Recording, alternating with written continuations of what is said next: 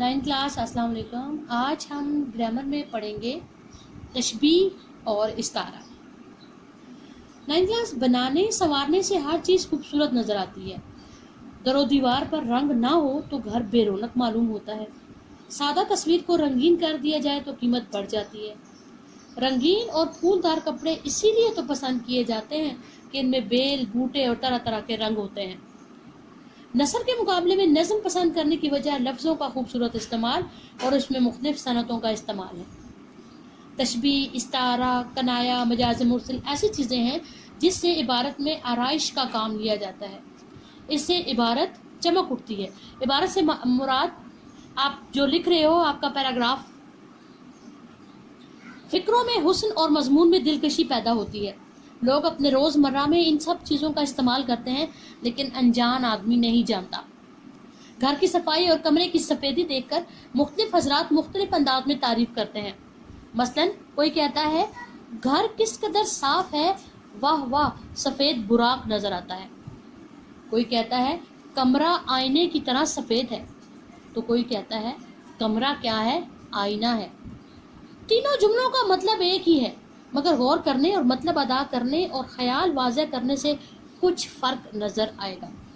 अल्फाज की तरतीब और मानों की अदायगी में पहला जुमला जो मैंने सुनाया आपको कि घर किस कदर साफ है, वाह वाह, सफ़ेद बुराक नज़र आता है, सिफ्त और मौसूफ की तरकीब से एक मुरक्कब जुमला है। दूसरा जुमला मैंने पढ़ा, कमरा आईने की तरह सफ़ेद है, ये तशबीह का है।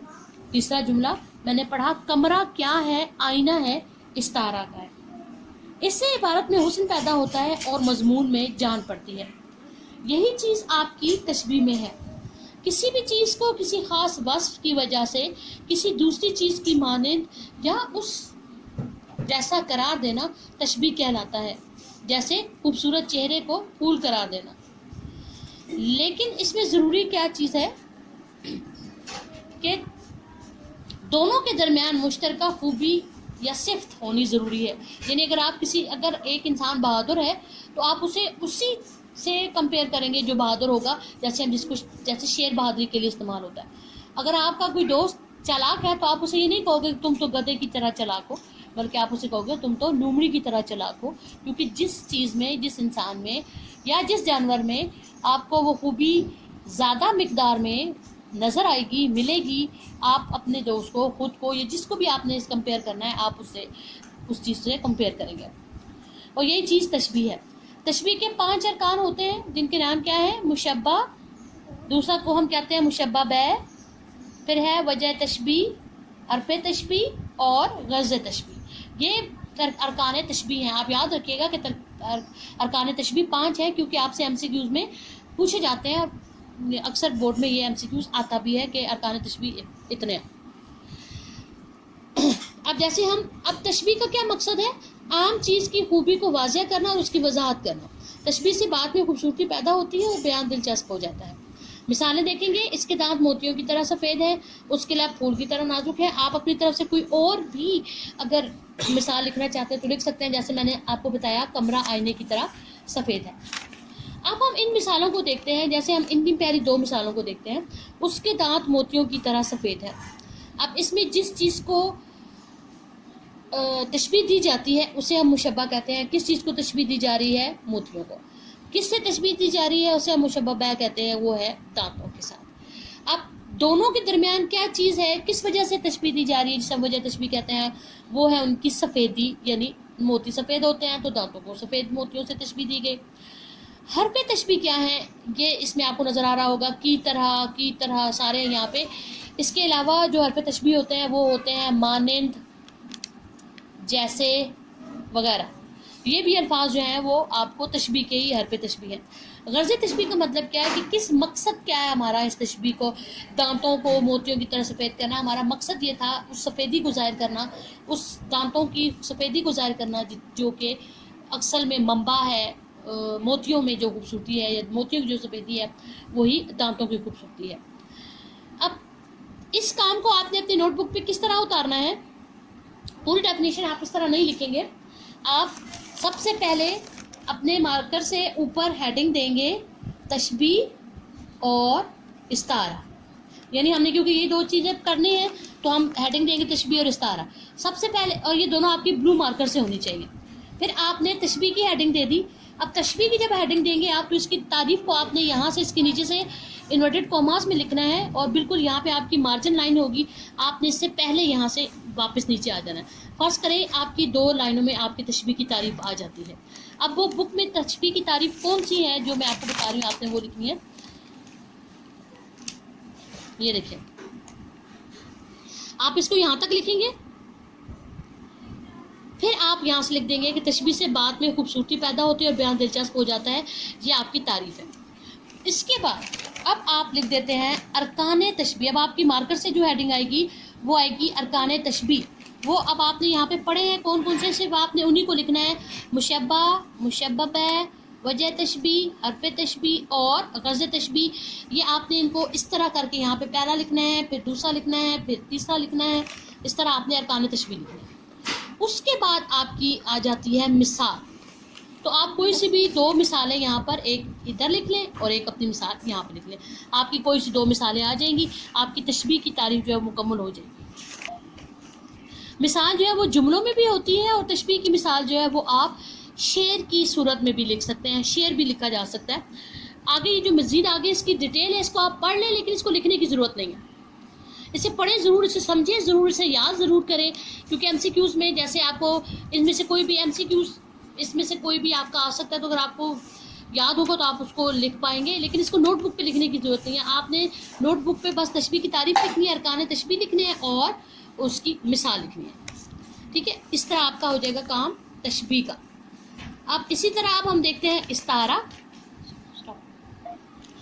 اچھا 9th کلاس، جیسے میں نے ابھی آپ کو بتایا کہ تشبیہ میں آپ مثال لکھ سکتے ہیں، آپ اپنی بک سے آپ خود سے بھی کوئی مثال لکھ سکتے ہیں. اسی طرح آپ تشبیہ میں شعری مثال ضرور ایک لکھ سکتے ہیں. آپ اپنے ہوم ورک میں ایک جملے میں بھی لکھ لیں اور ایک آپ شعر مثال کون سی لکھیں گے. میں ایک ہی مثال لکھ رہی ہوں، شعر آپ لوگوں کو آتا ہوگا. نازکی اس کے لب کی کیا کہیے، پنکھڑی گلاب کی سی ہے. پنکھڑی ایک گلاب کی سی ہے یا کی سی ہے سے آپ کو پتہ چل جائے گا. یہ ہے آپ کا تشبیہ کا شعر. آپ اس شعر کو بھی لکھ سکتے ہیں، ایک آپ جملے کی صورت میں لکھ لیں کہ آپ اس کی صورت میں لکھ لیں. اب ہم آتے ہیں استعارہ کی طرف. استعارہ کیا ہے؟ استعارہ کے لغوی معنی ہے ادھار لینا.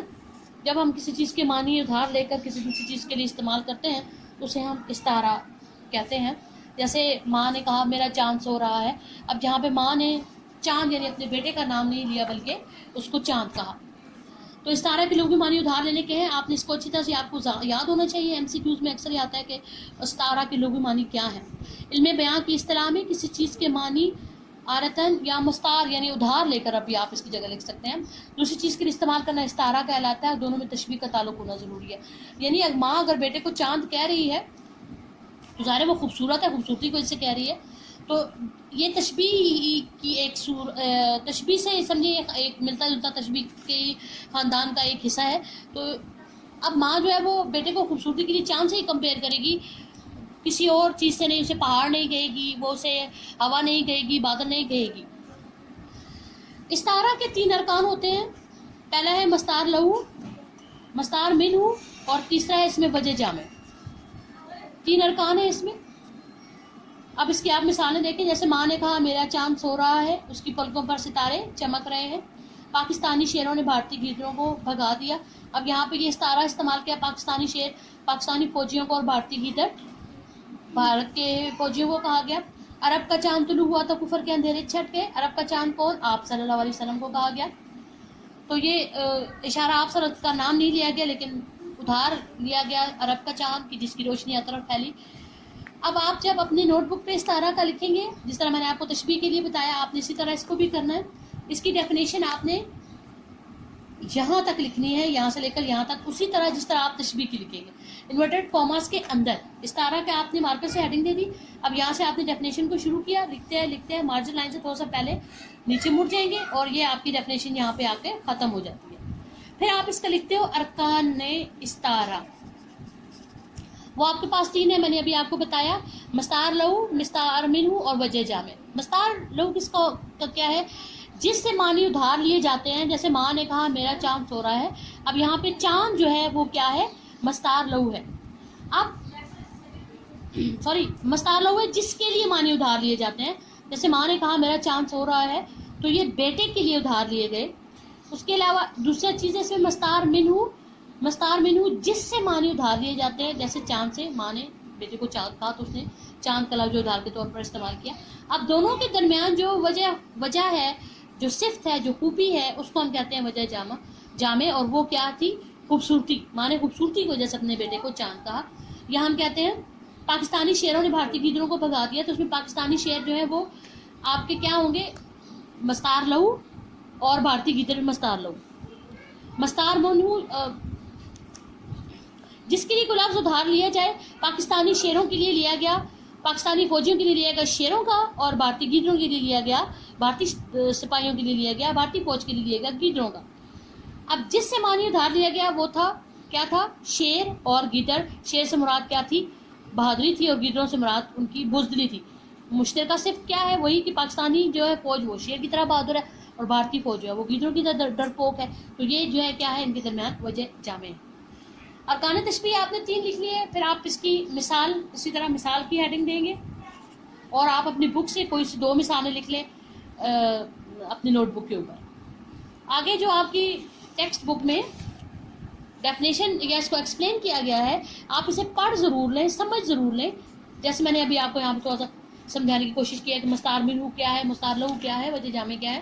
اس کو نوٹ بک پہ لکھنے کی ضرورت نہیں ہے. نوٹ بک پہ آپ وہی لکھیں گے جو بھی میں نے آپ کو بتایا ہے، کہ یہاں تک آپ کی ڈیفینیشن آئے گی. پھر ارکان استعارہ کی آپ ہیڈنگ دو گے، تینوں کے نام لکھو گے، پھر آپ نے مثال دے کر کوئی سی 2 مثال لکھی. اس کام کو آپ نے اپنی نوٹ بک کے اوپر کرنا ہے. خواہ آپ کے پاس نوٹ بک ہے یا رجسٹر ہے، جو بھی آپ یوز کریں، مارکر کا استعمال کریں. آپ اس میں پراپر بلیک پوائنٹر جہاں آپ سمجھتے ہیں آپ کو استعمال کرنا چاہیے آپ کریں. میں یہ بھی کہوں گی کہ آپ میں سے کچھ بچے اگر استعمال کر سکتے ہیں کٹا ہوا بلو مارکر، تو ضرور استعمال کریں. اس سے رائٹنگ بہت خوبصورت آتی ہے. تو جتنا آپ نے اپنی